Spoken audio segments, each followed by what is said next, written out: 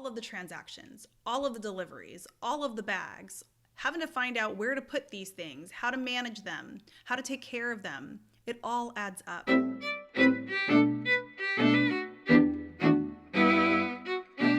Hi everyone, it's Tina with Picture It Profit and Financials, where I help professionals and business owners get their money life in order. During a recent client meeting, I said, cluttered situations create chaotic thoughts. And this came up because I have a client who is dealing with anxiety and stress.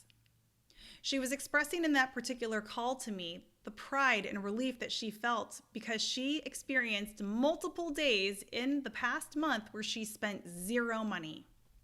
This was a big win for her. And I actually see this with a lot of clients.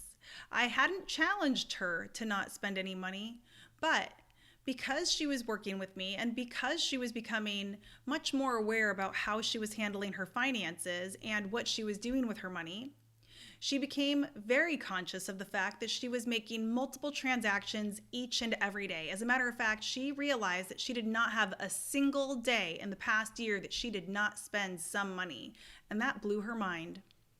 What she also became aware of was that cluttered of transactions was contributing to cluttered and chaotic thinking. That was contributing to her stress and anxiety.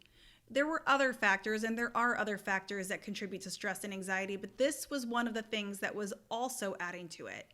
It was all of the transactions, all of the deliveries, all of the bags, having to find out where to put these things, how to manage them, how to take care of them. It all adds up. I applauded her progress ultimately and explained that this is beneficial to mental health. And I was really proud of her for having the self-awareness to figure out that she was spending that much money with that much carelessness, and that by applying care and thought to her spending patterns, she was improving her well-being.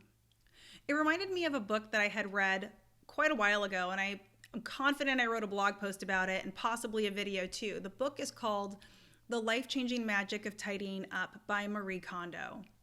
The book is amazing, and ultimately it gives you a system to walk through for tidying up your home.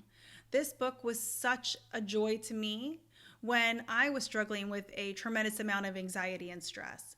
Going through my home and getting rid of a variety of things. As a matter of fact, 9 garbage bags. 9 garbage bags worth of stuff I was able to get rid of. And the space was so clear and clutter-free, and I just remember feeling such relief. It was an odd thing to realize because I think prior to that moment, maybe I didn't reflect on this too much, but I always thought that chaotic thinking is what produced a chaotic environment. But I realized the opposite is true, that a chaotic environment can produce chaotic thinking. Or in other words, I thought it was a one-way street, but really it's a two-way street. That means that if you can clean up your environment, you can clean up what's going on with your mental well-being. It's not the only solution. Clearly, there's a lot more that can go into this, and this is why it's amazing that people are willing to embrace coaching and therapy to help unravel all the things going on in your mind. However, if you had no access to a therapist or if you had no access to a coach, you could start by cleaning up and streamlining your environment. By making your home as tidy as possible, you will improve your mental state. It's absolutely bound to happen. I actually wondered if this might be where that proverb, cleanliness is next to godliness, comes from. I've heard that throughout my life and I never really understood it, but reflecting on this video and on this conversation with my client made me wonder if maybe that's what that means. Is that keeping a clean and tidy home can help you maintain a clean and tidy spirit. In any event, once you've cleaned up your space, once you've made awareness that you need to do that streamline, sometimes we can fall into the trap of getting more stuff again, the spending trap. And so I've come up with a list of 3 questions that I think are very prudent to ask. The first is, if I don't buy this now, will I still want it in a week? The second question is, if nobody ever saw this thing, Would I still want it?